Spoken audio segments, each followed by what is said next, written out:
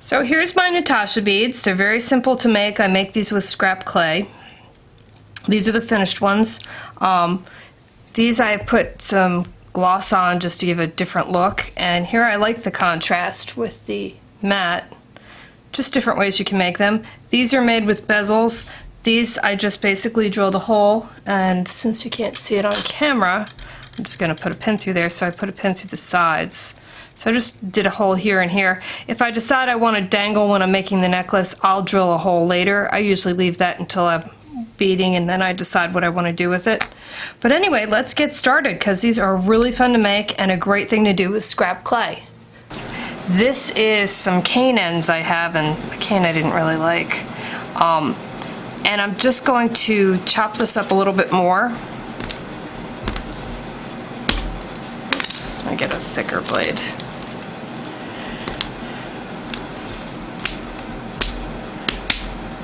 This chunk here is clear with some silver leaf in it.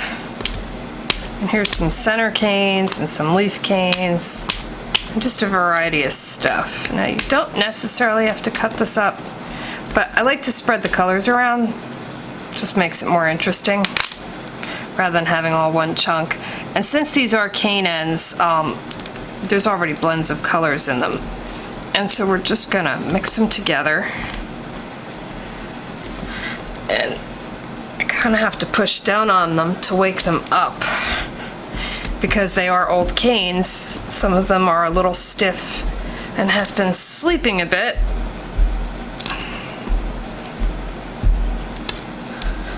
And I find pushing it against the table seems to be very effective in waking it up. Oh, here I've got some purple gook sitting there, just a little piece. So let's just put it all together and just roll it out.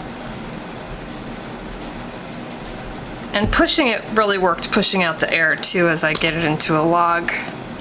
And push the ends together. And you're going to want to twist this and see the pretty colors, how they mix together. Well, they're mixing on the inside too.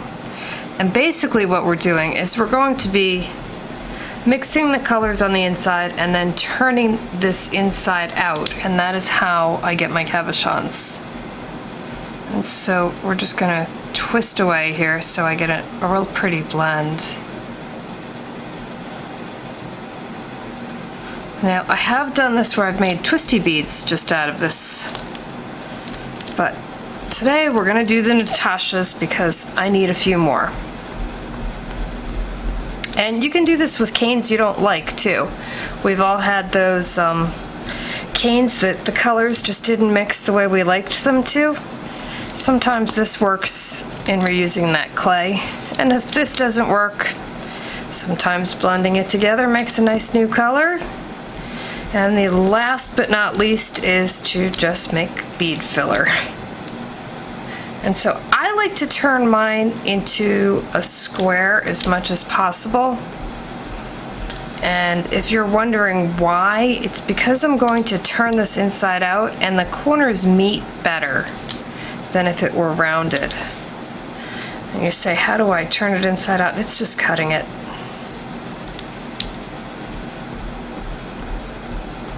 And I could have mixed this more, but sometimes I find that when I'm dealing with canes, it has a tendency to get muddy and I almost lose some of the colors, so I'd rather not be so aggressive. Okay, so we're going to just cut a piece of this off because that's all I need to work with. And we're just going to cut it down the center and then cut it in half again and cut it in half again. And now when you flip it over and put it inside out, basically, you get this really cool image.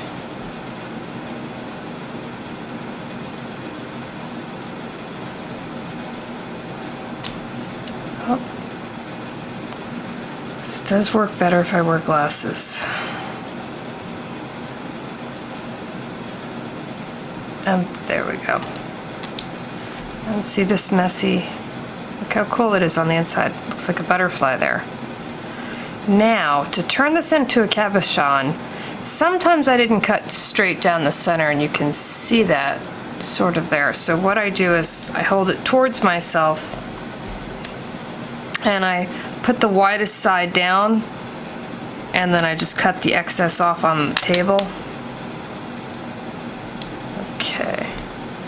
And we're just gonna focus on this one for now. And so I normally like to put it on a piece of deli paper, and then I like to take another piece of deli paper to use as my burnisher. And sometimes you can just see how it should form, and other times you have to play with it. But this one I kind of feel this shape going on. Almost looks like a bug there. I really like that. So I just want to enhance that. Now see, I have extra clay, if you see it this way, on the bottoms here. Well, it's going to make my cabochon distorted, so I just want to cut that little bit extra off.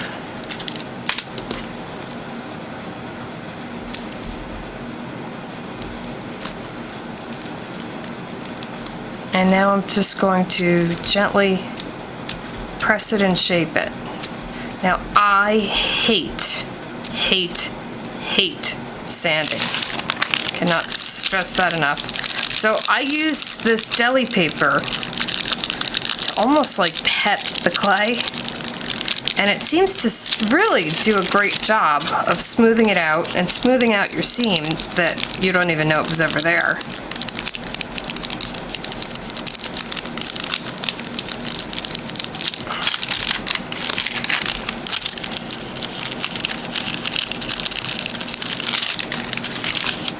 And I also like to take, this is just a gift card I wrapped with a piece of deli paper and taped it. And this really helps just push the edges back up where they've distorted.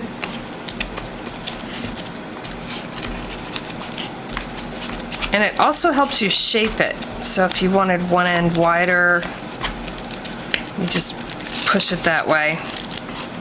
The clay is extremely malleable right now since it was heated up.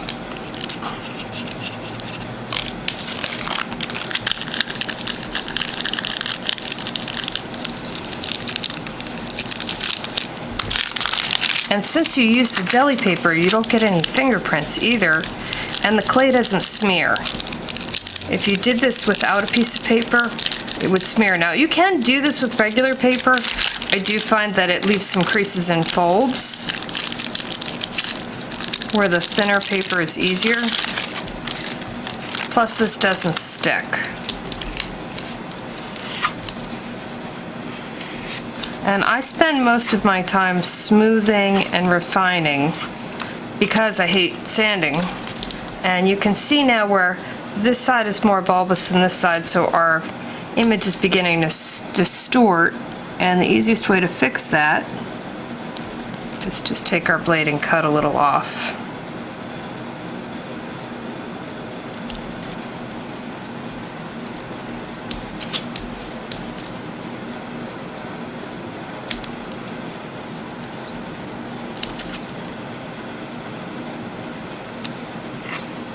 And this is just a process where you play back and forth over and over, manipulating the clay until you get it just the way you want it.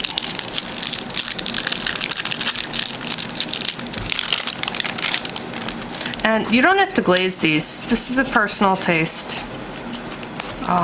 If you want them shiny, fine. If not, you can leave them matte. They're really pretty that way too.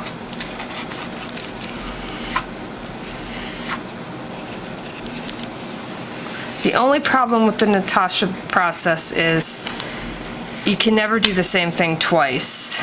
It's haphazard the way the clay falls, and so however it happens, it happens. So if you wanted the same bead, you can't get another one.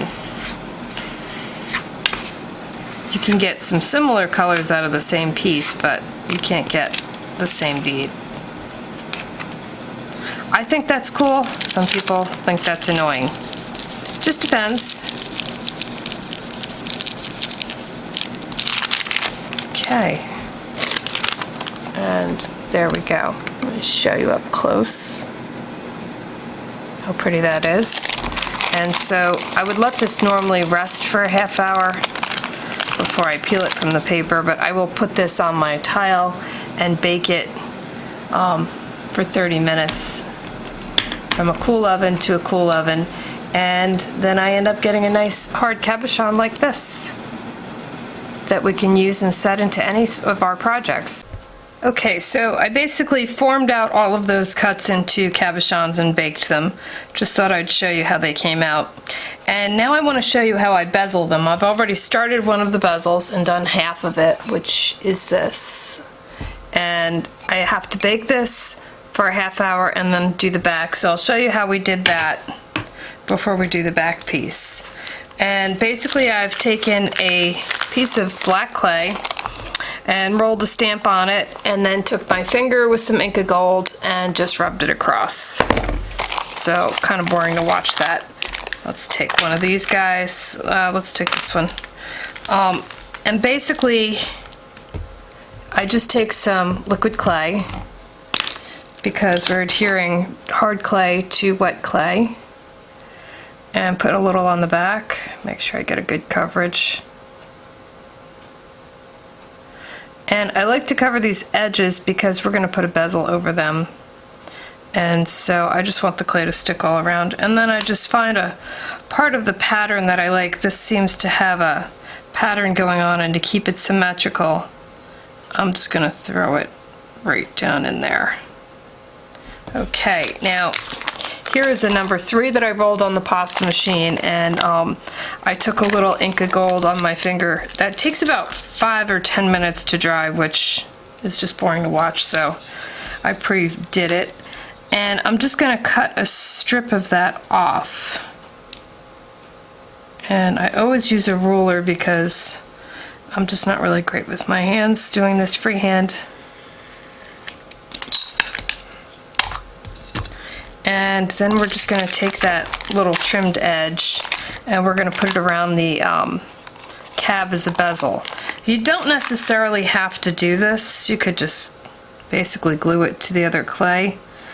I happen to like the way it looks though with this finishing bezel. I just think it gives it more detail and really allows the colors to be the star of the show. And you also don't have to have a stamp as the background. You could make your own design or your own polymer clay stamp. I just happen to have this one readily available. And now I usually cut both pieces there in the center so that I know it's going to grab and be exactly a match. And now you just want to gently blend that, I mean, blah.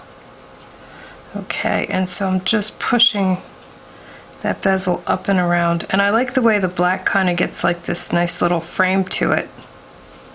If you don't like that, you can always paint over it with the Inca Gold. And this is just a clay shaper that I'm just evening it out with, because these edges have a tendency to pop up.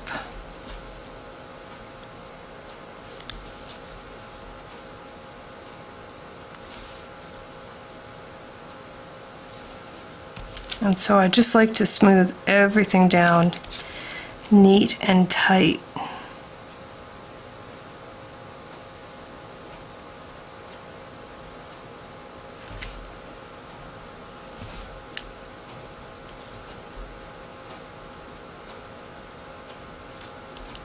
I don't like any gaps in here, so it doesn't look like it's clay, then it looks like it's a solid metal bezel. And the line here isn't straight, so I just like to take my clay blender and straighten that out. You could use your fingernail too. Mine are kind of long, so that works a little better. And now I'm just going to take my bendy razor and just cut around it until I get my desired shape.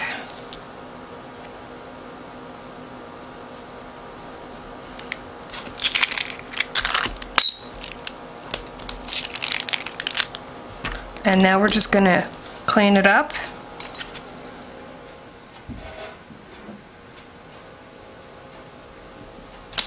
And I have this on a piece of deli paper, which you could use a regular piece of paper too. I like that because it makes it swivel around a lot, and the more I move it around, the more uneven I see I have it, especially because I'm trying to work upside down for the camera.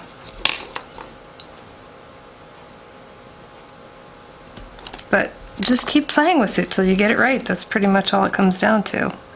There's no right or wrong. These are all free form, and it doesn't really matter what other people think. It just matters if it makes you happy.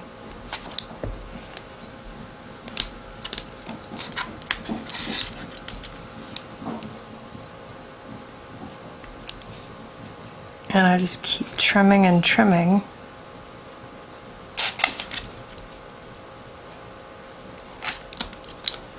Now, I'm kind of feeling like this bezel's a little wider than I may want it, which is fine. Just take more down. Yeah, that looks better.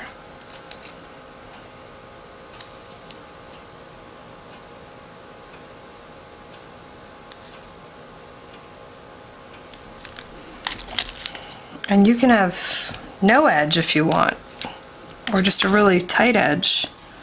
You could do it real tight like that. It's just a slight trim, it doesn't matter.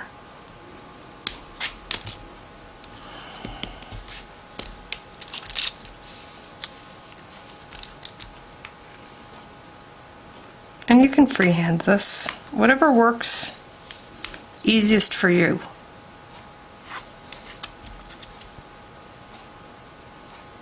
And I do find that turning it around, I see it at different angles and I get different shapes here.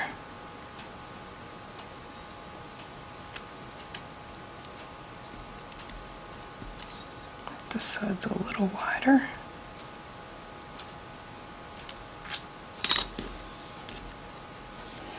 Okay, and I like this a little tighter here. Let's round that up too. Okay, and now I take my gift card, nothing special, just a used gift card that I have a piece of deli paper wrapped around. You could use a regular gift card, but the deli paper makes it not stick as much. And so I'm just giving it a little shape, and it kind of evens it out. You could do this by sanding, but I really don't like sanding, so anything that avoids sanding, I'm in.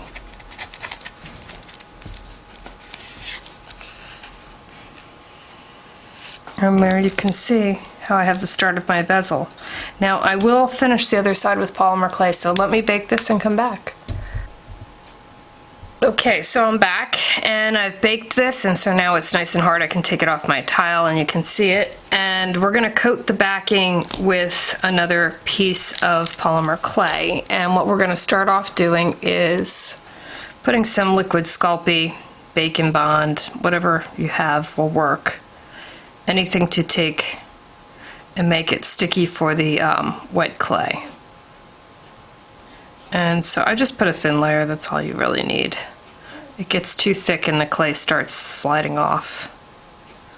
Okay, and this is a piece that I rolled out on a number 3 on the pasta machine, and then I rolled it with a stamp and put a little, what do you call this? Inca Gold on top of it. And so I'm just basically trying to center it. I can feel the back there.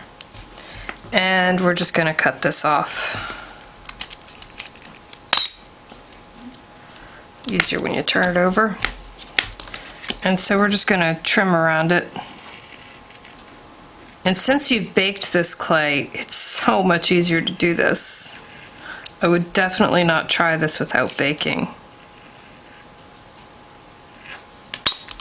because it doesn't distort at all. And so now you've basically, you can blend this in with your finger. And I like to soften the edge just a bit so it's not sharp.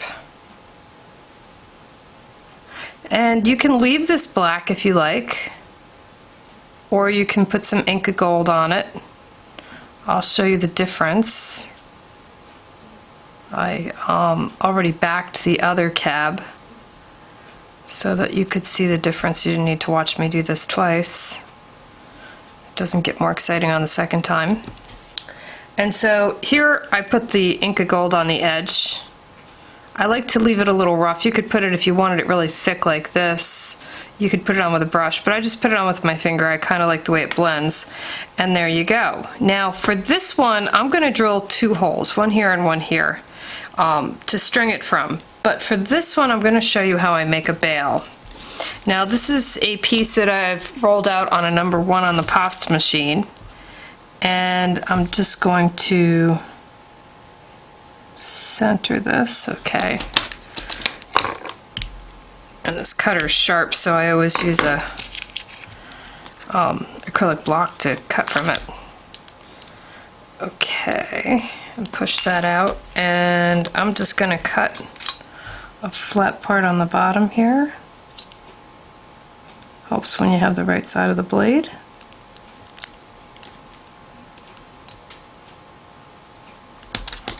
Okay, and because this is wet clay, I really don't need to put any Bacon Bond on that, or liquid clay. I'm going to put it right here. And I'm always worried about that darn mica gold, but you don't have to put it there. So let me just smooth out these edges where the cutter cut them, and I'm just going to place this in here. And I think we need a little coercing to get this to stick. And on this side, I'm just going to stick it down. And let me take a ball tool and blend it. So it's a little more seamless. And you really want that clay to stick down. Okay, and then I just pinch it. I like the way that reshapes it a little. And I think I may, you know what, I'll use a trusty knitting needle. Really get that moved down in there. You don't want this to come up at some point. And sometimes I like to put a jewel right above here. You can do that if you like. Pretty simple. And I just like to press down so that, since this clay is so thick on the back here, I want it a little thinner so that when the pendant hangs, it lays flat. There we go. And so there you have one with a bail and one without a bail. And like I said, I'll just drill this after I bake it. Now you can also glaze this if you like. It's up to you. Inca Gold is a paint, so it doesn't really come off. I glaze over it just because I sell my work and I don't want to have any issues. If you don't want to glaze it, you can always put a little liquid Kato clay and bake it, and that would seal it also. But other than that, it's pretty simple, so hope you have fun and try it. Have a good day. Thanks for watching.